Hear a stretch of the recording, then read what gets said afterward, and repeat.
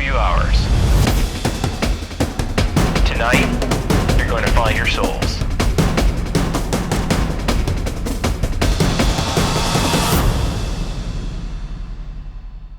I am Wayne Norrad. I'm a retired Chief Master Sergeant. I was a combat controller for many years in the Air Force, and I actually was selected and became the AFSOC Senior Enlisted Advisor was the term then.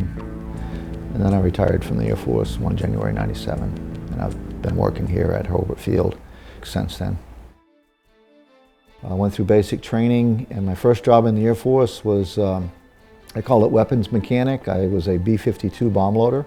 I liked being a B-52 bomb loader. The people that I worked with were great, but I wanted to see more of the Air Force, be more in the action. And it wasn't until I came to Hobart in 1970 playing volleyball, and I met some combat controllers here and talked to a couple of guys at the NCO Club and found out what they did. And I said, that's what I want to do. And I went back and put my papers in and retrained and never looked back. I was the guy that recommended the V device for commendation medals and achievement medals. And I think added on, it went on to aerial achievement and so on. But I was very, very disappointed in Operation Just Cause when a bunch of my guys from the 23rd STS jumped in under fire.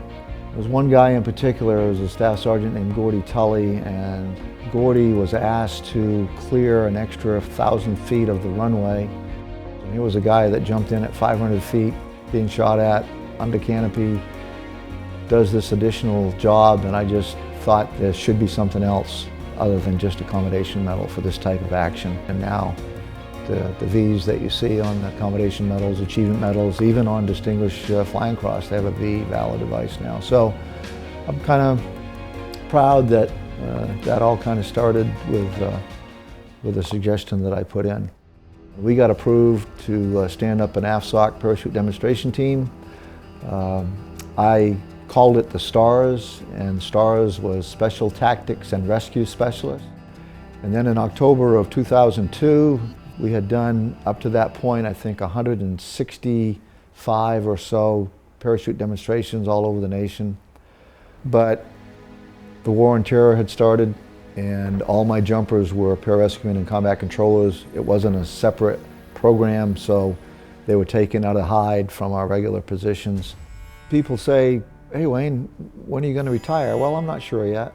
I've been around the military for over 45 years now. It's still exciting for me, so I don't know when I'm going to retire. I just like being around Air Commandos and AFSOC and still around the Air Force after all these years. So I think my goal is to make it 50. Until then, as long as I'm still having fun, I'm sticking with it until my boss fires me.